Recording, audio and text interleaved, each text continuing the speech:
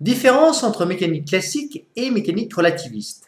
En mécanique classique, la durée qui s'écoule au cours d'un événement n'est pas propre au référentiel. C'est-à-dire que s'il se passe 10 minutes dans la fusée qui est en mouvement, alors sur Terre, il se passe également 10 minutes. Est-ce le cas en mécanique relativiste? Nous avons réglé la vitesse ici de la fusée à 2 fois 10 puissance 8 mètres par seconde environ, c'est-à-dire environ 200 000 km par seconde. Nous démarrons.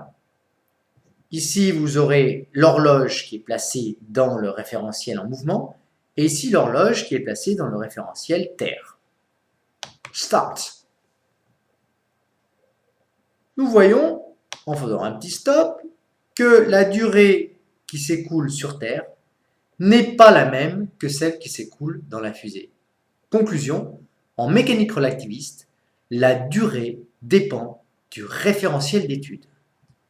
Selon la théorie de la relativité restreinte, l'écoulement du temps est relatif au référentiel d'étude. Nous allons démontrer cela maintenant.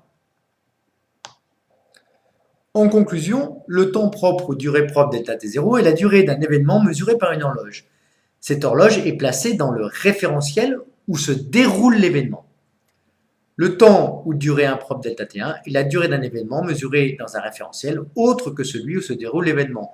Dans notre cas, l'événement avait lieu dans la fusée. La fusée qui se déplaçait à une vitesse v.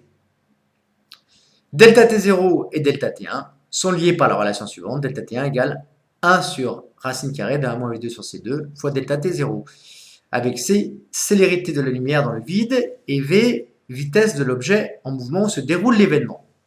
A noter que gamma est plus grand ou égal à 1, autrement dit, la durée impropre delta t1 est plus grande que la durée propre delta t0.